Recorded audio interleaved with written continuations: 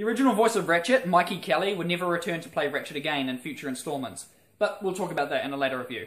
Now, let's get stuck into this gameplay. Ratchet and Clank is a pure 3D action-adventure platformer, back when action-adventure actually meant something. As in, it was an adventure full of action, obviously. It wasn't all jumping across platforms and solving puzzles, heck no. It wasn't as simple as Crash Bandicoot or the production company Insomniac's previous works, the Spyro games, but it wasn't as complicated as, say, the Ratchet and Clank games we get nowadays. But that works to the game's advantage. That makes this one of the most unique Ratchet and Clank games because its particular style that would be improved upon and changed enough in future installments to the franchise to be considered a different experience while playing it. You've got your expected jump and double jump. Ratchet has a signature wrench which you can use to destroy crates and defeat most enemies. There's also other abilities like wall jumping, backflipping, and the ability to throw your wrench or slam it down for extra damage. The heli pack, the thruster pack, the hydro pack, you get the picture. There's a lot of stuff Ratchet can do. Oh yeah, and there's hoverboard racing. Did I mention there's hoverboard racing? There's hoverboard racing in this game. In certain sections of the game, you can actually play as Clank as well. But after playing some of the future games in the series, these sections seem a bit too slow and, dull for my taste. They're still alright though, and they really add to the, unique variety of gameplay experiences in this game. Anyway, undoubtedly the best part of many Ratchet and Clank games are the weapons, and boy are there a heck of a lot of awesome ones to choose from here. You've got your typical blaster, and rocket launcher for sure, but you've also got a mine glove to leave mines in your path, glove of doom to spawn little robots to seek out enemies, a flamethrower, a ray gun that turns enemies into chickens. That is the Morph-Ray, and that, of course, is Jerry. The Morph-Ray is used in Ratchet and Clank to turn your enemies into chickens. Wait, before you do that, just explain to me how it's gonna work. Oh, it worked! Jerry's a chicken! And of course, the mighty Rhino. This thing is heavy! Yeah, try carrying it around in your trench coat for 2 months. This beast of a gun takes a heck of a long time to save up for, but once you get it, you can annihilate anything and everything in your path with a huge barrage of missiles. Also, it makes bosses a joke. I mean, it takes out an entire chunk of their life bar in one pull of the trigger. There's a ton more amazing weapons for you to try out as well. Then there's the bomb glove. This thing sucks. There's next to no targeting and it's just bad. Oh yeah, and ammo for most weapons you can get from ammo crates. Yay. Of course these aren't free, and that's where bolts come in. Bolts are this game's currency. You get bolts from crates, enemies, the bolt grabber, or just from lying around the levels. In this game, 1 bolt equals 1 bolt. No score multipliers like in the future games, so saving takes a lot more time, but that means it feels so gratifying when you finally get that weapon or upgrade that you've been saving for so long, especially when it's the Rhino. Unfortunately, there's no strafing in this game, which makes aiming a little tougher, but I feel that just adds to the challenge. Well, that and the limited life bar, which you can extend twice later in the game for a hefty price, but it's still pretty tough. In addition to all the weapons, there are also gadgets, which aren't lethal but are required for doing things like opening doors, traversing the terrain, or swinging around the levels. I love the detail of the worlds in these games. The art direction is just amazing. Another awesome feature is that there isn't really any loading screens, just, things of Ratchet flying through space and getting out of his ship. Another amazing part of this game is the sound design. Like, the sounds your weapons make when you pull them out is just awesome. I mean, listen to this!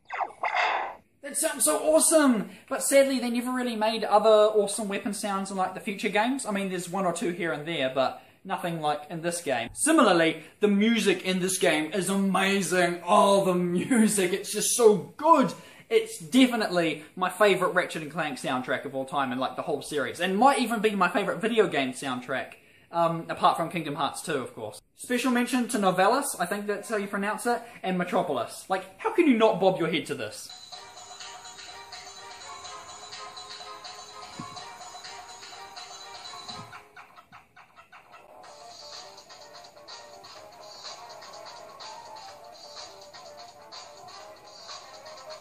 What else can I say? The levels are really well laid out, great for its time. I love searching for, like, glitch spots and secret areas.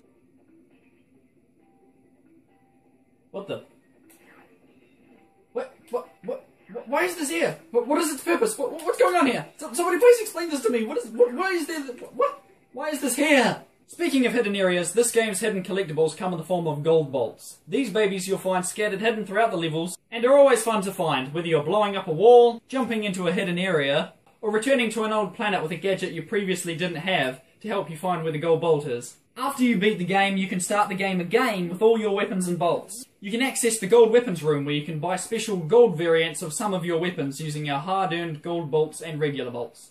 Or, if you're clever like me, you can get a few of them earlier in the game in a secret gold hidden weapons room. Link in the description for an old video I did on that one. Oh yeah, and there's also skill points, which can range from simple things like shooting down ships or shooting down a blimp, to really crazy things like beating a super fast time on the hoverboard racing or defeating a boss using only the wrench. They don't really reward you with much in this game like in the future games, but you do get like a cool making of video, epilogue, commercials, stuff like that. Now it's not all smiles and sunshine though. Like when you restart the game, you don't keep all of your gadgets, even though you keep all your weapons. And you might think, well, that sounds fair, because if you started with the swing shot and the trespasser, then you could, skip entire levels.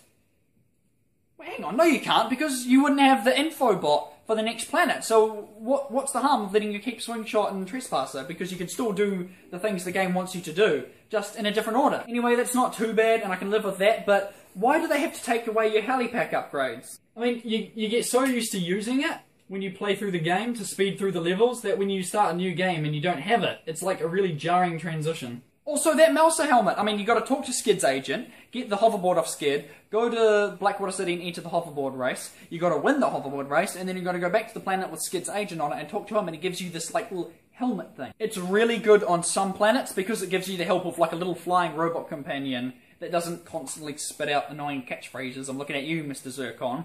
And he just, mows down enemies with like a little rapid-fire machine gun. But if you're like me and you forget to go back to previous planets to get stuff like this, you'll be like halfway through the game before you even remember to do this sort of thing. So it's like, why take it away from me in the first place? Maybe it's just me, but as a kid I used to play through all the Ratchet and Clank games like dozens of times, and it would always annoy me when this one, it would take away a lot of your good gadgets and items, and it would be like a real pace breaker. But if that's the worst thing in this game, then I can't really complain.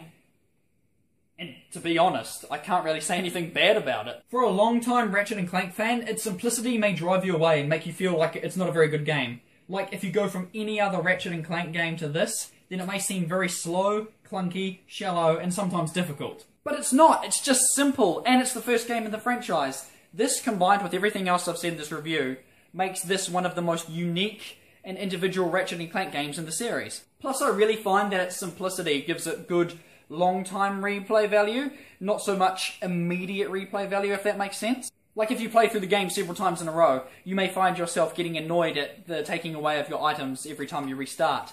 Or worse, you'll find yourself getting bored at the lack of challenge mode and weapon upgrading that the other games offer. But every now and then you might feel like going back and revisiting this game because of its unique gameplay style.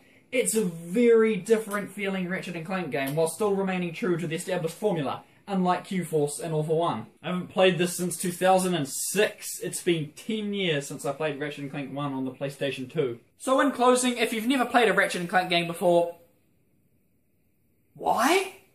Well, if you're going to start, make sure you start with the first Ratchet and Clank, so it can get you into the swing of things, pun intended, and so you can see how this fantastic game franchise started out. And if you don't like it, just know that it gets way bigger and better in the next 10 or so games. As I said, I didn't play this game as much as a kid, so when the HD collection came out, I found myself playing this game the most because I didn't play it as much as a kid, and because of the fact that it had like the easiest platinum trophy in the HD trilogy. So if this review's gone on for too long, then it's because I've had so much experience playing this particular title over the last few years. More so than the others, so this will probably be one of the longest reviews, so don't worry, the other reviews won't be anywhere near as long as this one. Personally, this isn't my favourite game in the series. Although it has grown on me exponentially in recent years, nostalgia will always be a major contributing factor in swaying, which one of my games is the favourite. And as someone who loves this series as much as I do, there are just too many other titles in the franchise that I'd rather pick up and play before this one. If you'd asked 8-year-old me what I thought of this game, I would have said it was still fun, just a lot slower and with less replay value and awesome music. Ugh, I always hated Blackwater City as a kid because I would always drown in this part.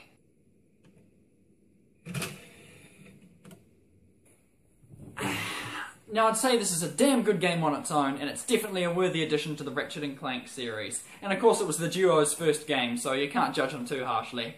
Basically, play through this one once or twice before going back to the other games in the series. Thank you so much for watching this review, guys, and I'm so sorry that it went on for so long. I just had a lot to say about this game, and because it was my first official review, I wanted to make sure it was a damn good one. Heck, it even took me 3 hours of non-stop writing just to write the script for this. Look at this thing, it's 11 pages long. I'm not looking forward to editing this. Anyways, let me know what you guys think in the comment section below, and please check out my next review of Ratchet and Clank 2, which will hopefully be coming soon and be a lot shorter. Thank you very much for watching, guys, and I'll catch you next time.